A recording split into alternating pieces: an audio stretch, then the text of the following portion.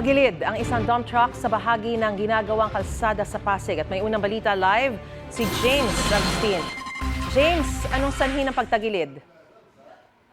Marisa, sinasabi sa atin nung driver ay bigla na lamang nahulog yung likurang bahaging gulong nitong truck kaya tumagilid dito sa lugar. At hanggang sa mga oras na ito hindi pa rin natatanggal yung truck na naaksidente dito sa East Bank Road na sakop ng Barangay Manggahan sa Pasig City. Mag-alauna nga na madaling araw kanina na mangyari itong aksidente. Sa cellphone video mula sa isang saksi makikita ang tatlong sakay ng truck na ligtas na nakalabas kabilang na ang truck driver, kanyang anak at 4 na taong gulang na apo. Tinulungan sila ng mga kasamahan na sakay naman ng isa pang truck. Hindi naman sila nagtamo ng anumang sugat. Kwento ng 52 anyos sa truck driver, nakasunod siya sa kasamaang truck noong mga oras na yon. Bigla na lang daw nahulog ang likurang gulong sa bahagi ng ginagawang kalsada. Doon na raw tumagilid ang truck. Madalas naman daw silang dumaraan sa lugar pero wala daw early warning device ang ginagawang bahagi ng kalsada. Galing ang truck sa Rizal at i-deliver ang graba sa Taguig. Yung kasama ko, nakadiretso siya pero tumama pa rin sa gutter. Iniwasan niya yung bagong ukay dito.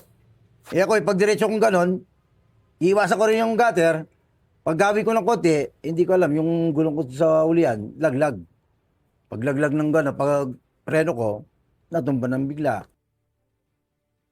Samantala Maris, ito nakikita nyo, ito po yung sitwasyon dito sa East Bank Road. Ito po yung dump truck ngayon na nasasakop yung 2 lane nitong kalsada. Ayon doon sa mga traffic enforcer na nakausap natin, hinihintay yung crane ng MMDA para pumaitayo itong truck na ito na tumagilid dito sa lugar at nagkalat naman talaga dito sa kalsada yung karga nito ng mga graba. Ito naman po sa lagay ng trapiko, itong mga motorista na nakikita nyo, ito yung mga patungo sa area ng Marikina o di kaya naman po Marcos Highway. Kanina pa traffic dito sa lugar dahil bago pa mag-alauna na madaling araw nangyari itong aksidente at magda-rush hour na rin.